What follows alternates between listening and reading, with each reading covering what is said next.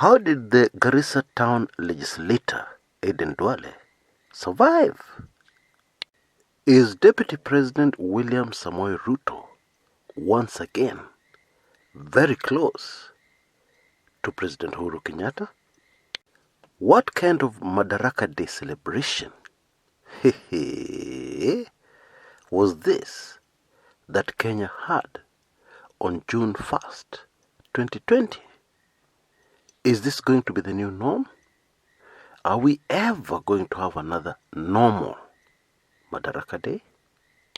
Friends all over the world, those are the issues we're going to cover on today's show. And I need to inform you that later today, we're going to have what I can only call a mind-boggling video on the black issue. Yeah, this race manenos that everybody right across the globe is talking about. Of course, triggered by the George Floyd manenos in Minnesota, United States of America. And so, even as you enjoy this show, that is something else to look forward to later. Right, let's get started. And we're going to work our way in the reverse order of the topics I've stated. Yeah, starting with Madaraka Day 2020. Right from the very first Madaraka Day celebration on June 1st, 1964, the keynote speech by the head of state and the main celebrations of this holiday have been extremely predictable. The president arriving to cheers from Wananchi, a guard of honor, a march past, etc., etc. Absolutely no surprises. And one cannot say the same about another Kenyan holiday, 12th December, Jamhuri Day. Because you will remember in 2017, after the elections, general elections of that year, the president addressed an empty, virtually empty stadium for those particular celebrations. And we have yet another Jamhuri Day that was not normal, which unraveled in 1969. Yeah, 1969 was the year that Tom Mboya was assassinated, and another man called Agwings Kodek. And then there was that drama in Kisumu. Yeah, some people call it the Kisumu Massacre. So on 12th December 1969, there was plenty of tension in that Jamhuri Day celebration. Anyway, Madaraka Day has never suffered such a fate. It has been very normal. Well, until the year 2020. The first surprise for those Kenyans who did not follow the events of this year's Madaraka Day as they unraveled was the front page of the Daily Nation newspaper the next day. It had President Uhuru Kenyatta and Deputy President William Ruto in a pose that we have not seen in a long time, both smiling and very happy with each other. Yeah, body language a bit tense, but buddies definitely. And of course, the first question some Kenyans asked was, where is Raila Odinga? He was in attendance, but where are his photographs? What? What's going on here? Well, at least you can be sure of one thing. Yeah, the president's handlers wanted it to come out precisely like this. Yeah, but why? Did it have something to do with the parliamentary group meeting held the very next day at the very same venue, State House, Nairobi, for the Jubilee Party? Indeed, the first parliamentary group gathering of the ruling party in a very, very long time. Was that the reason for downplaying the Uhuru Raila closeness or close partnership and replacing it with something that surprised many Kenyans.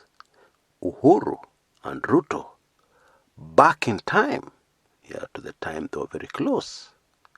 Well, if I was to give you a straight answer, I think that was part of the reason. But some Kenyans will also be aware of the fact that in the background, behind the scenes, some members of the clergy and the church in Kenya have been working around the clock in an effort to repair the relationship between the president and his deputy. And for many good reasons. Top on the list, of course, is the tensions that are bound to be in the country when the top man and his deputy are not in good terms, and it's clear to everybody. And it would seem that that particular effort is bearing fruit, if we're to believe what we saw in this year's Madaraka Day celebrations was genuine. But if you stick to the rhetoric some are trying to drum up, of definitely somebody's being betrayed, either Raila or Ruto, you're going to get very confused. Oh yes, you can never use appearances only to be able to analyze Kenyan politics. No way. Because you will note that although Raila Odinga photographs were not splashed all over the place, in relation to this Madaraka Day celebrations, the president spoke like Raila Odinga. Oh yes. Because if you insist on analyzing Kenyan politics based on appearances, and the president chatting happily with his deputy, you will need to explain why the president's speech touched so much on a referendum. He spoke so much about changing the law, about the time being right to change the laws in Kenya for the convenience, peace, stability going forward of the country called Kenya, which we all know is the pet subject of Raila Odinga, but is something that makes the deputy president see red. Oh yes. The true position is that politically nothing much has changed. And I'm talking about the power structure in Kenyan politics. But if you want to talk about popcorn moments, some call it bobcorn moments, expect plenty of that going forward. And if you doubt me about the power structure in Kenyan politics not changing, then there's a way I will quickly convince you. And it has to do with the Garissa town legislator, Aden Duale. Now, if you have been very awake following Kenyan politics, you will know that there's been a campaign to save Aden Duale from the most unlikely of sources, from the ODM party. Oh yes, not from the deputy president, from the former opposition party and current opposition party. Theoretically, the Orange Democratic Movement. If you understand Kenyan politics, when some certain people talk, you know who is really talking. For instance, when David Murathe speaks, you know it is the president speaking. And it doesn't matter how many statements are released from State House, distancing the president from Murathe's comments. That doesn't matter. You can be sure that Murathe is speaking the president's heart.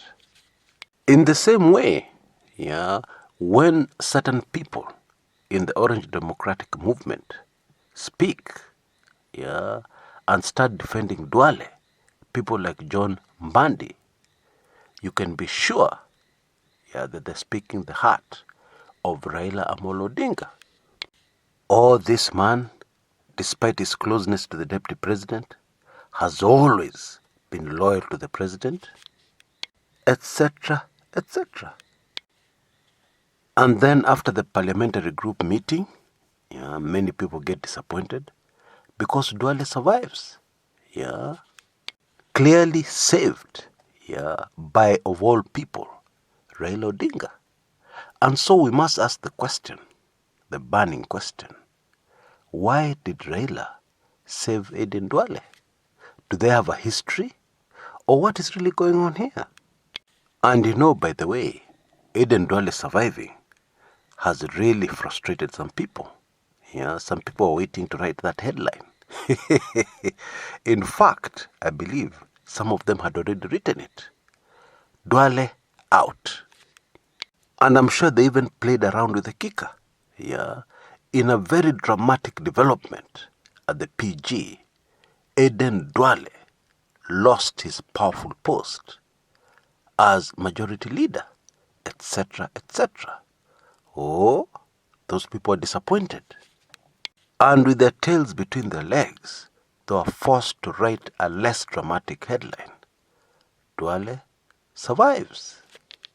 If there's something you should never doubt, it is the closeness between Aden Duale and William Ruto.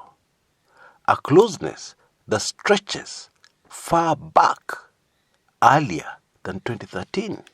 Many have forgotten that the two were together in ODM, the Orange Democratic Movement. And naturally, this is information which the dynamic duo of Raila and Uhuru definitely have. And so, I ask again, why did Raila save Duale? Well, for starters, we will know that a good politician can never have permanent enemies or permanent friends. You'll not succeed in politics that way. And we know Raila Odinga, whatever you want to say about him, is a very tactful master politician. And while it may not be easy to read his mind and understand the end game here, there are a few things that are very clear. In politics, there is a currency that is very valuable, gold. And that currency is a favor that somebody has to return. In politics, it is prudent to go out of your way to help somebody when it is in your power to help them, because you can be sure somewhere down the road you will need them at an hour of desperate need. And this is true all over the world in politics. But then there's something else that may have saved Duale, which many people have not taken note of. And it is the fact that currently it is not easy to find a replacement for Duale. Let me start breaking this down with an example from government. In government, there are some certain positions that are very difficult to fill. Very difficult. For instance, the Ministry of Interior, starting from the Cabinet Secretary and even to the Permanent Secretary and all the other key people. And the reason is, this is the government ministry which has all the government secrets. You can't trust just anybody with your government secrets. No way. And you can't trust just anybody to follow your instructions to the letter. You can't. And so these positions are very difficult to fill. They're always a headache for any new government. Now, majority leader in parliament is also complex, complicated, highly sensitive. And you also need to be the kind of person who can really play it dirty when it is necessary. And at other times, be so charming, that nobody will believe it is the same person who played dirty yesterday. The truth is, there are not many people who can be able to do that and still wake up every morning and look at themselves in the mirror without greatly despising themselves. There are not many people who can be able to do such a job and still keep it together. Bottom line, in this instance, it makes plenty of sense to keep the devil you know very well, rather than to take the risk of getting a brand new person who has to make a few mistakes here and there before they finally settle in. And it is clear where we're headed.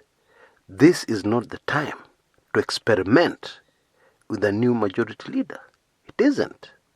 Not when so many crucial bills, including bills to change our laws, to change the constitution, will be landing in parliament. Until next time, this is Chris Kumekucha.